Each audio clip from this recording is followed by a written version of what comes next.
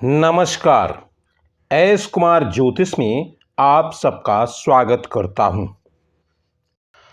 आज हम बात करेंगे सूर्य की महादशा में राहु की अंतर्दशा का फल। तो आइए जानते हैं। यदि राहु लग्न से केंद्र या त्रिकोण में बैठा हो, यानी कि यदि राहु प्रथम भाव में, चतुर्थ भाव में, सप्तम भाव में, दसम भाव में बैठा हो, या फिर त्रिकोण में यानी कि पंचम भाव में या फिर नवम भाव में बैठा हो, तो यहां पर सूर्य की महादशा में राहु की अंतर्दशा प्रारंभ के 2 माह तक धन का नाश करती है। यानी कि शुरू के 2 महीने में राहु की अंतर्दशा व्यक्ति को हर तरह का कष्ट पहुंचाती है, मगर 2 माह के अंतर के बाद यानी कि 2 माह के उपरांत व्यक्ति को राहु का प्रकोप कम हो जाता है, घर में सुख शांति आने लगती है। और यदि राहु शुभ ग्रह से युत हो, यानी गुरु, बुध या शुक्र के साथ बैठा हो और शुभ ग्रह के नवांश में भी हो, तो जातक को देह सुख, आरोग्य यानी कि किसी प्रकार का रोग न हो, मानसिक प्रसन्नता और राजा की कृपा यानी कि सरकार से सुख की वृद्धि हो जाती है।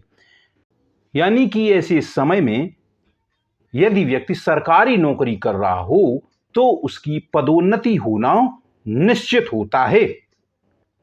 यहां पर सूर्य की महादशा में राहु की इस तरह की अंतर्दशा हर प्रकार का व्यक्ति को सुख देती है।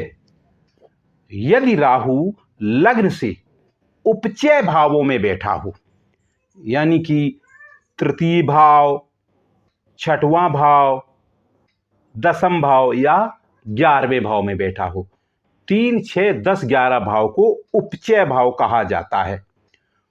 यदि इन भावों में राहु बैठा हो और शुभ ग्रह के साथ हो अथवा दशाधिपति यानी सूर्य से शुभ स्थान में हो, तो व्यक्ति को सरकार से सम्मान प्राप्त होता है, भाग्य में वृद्धि, यश प्राप्त होता है। यानी कि कुछ वो ऐसे कार्य जरूर करता है कि उसकी चारों तरफ यश और कीर्ति फैलती है, हर प्रकार का लाभ मिलता है।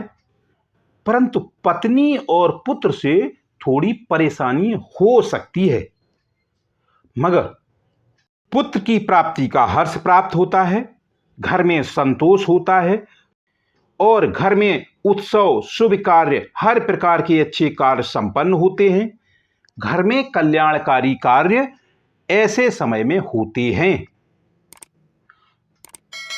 और यदि राहु सूर्य से 12वें या अष्टम भाव में बैठा हो, यानी कि सूर्य जहां पर भी बैठा हो, किसी भी भाव में हो सकता है सूर्य।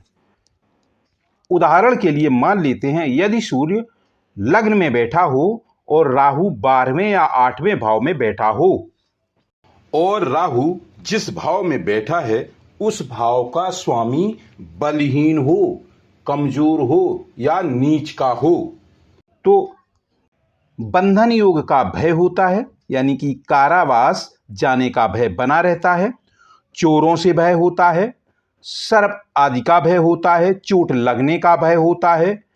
परंतु पुत्र और स्त्री आदि में वृद्धि होती है। साथ ही पशु, यदि आदमी पशु रखता है तो इसमें वृद्धि होती है, मगर धन धान का, घर आदि के नुकसान का भय होता है, शरीर का क्षय होता है, कई प्रकार के रोग भी ऐसे व्यक्ति को हो सकते हैं। और यदि राहु द्वितीय या सप्तम स्थान में हो या द्वितीयेश या सप्तमेश के साथ युति बना रहा हो, तो यहां पर सूर्य की महादशा में राहु की अंतर्दशा के समय व्यक्ति को अल्पायु यानी कि अकाल मृत्यु का भय होता है, सर्प से भय होता है। ऐसे व्यक्ति को शांति के लिए गौ की सेवा यानी गाय की सेवा अवश्य करनी चाहिए, जिससे व्यक्ति को शांति और सुख प्राप्त होता है। यह था सूर्य की महादशा में राहु की अंतर्दशा का फल। यह वीडियो यहीं तक, फिर मिलेंगे अगले वीडियो में। धन्यवाद।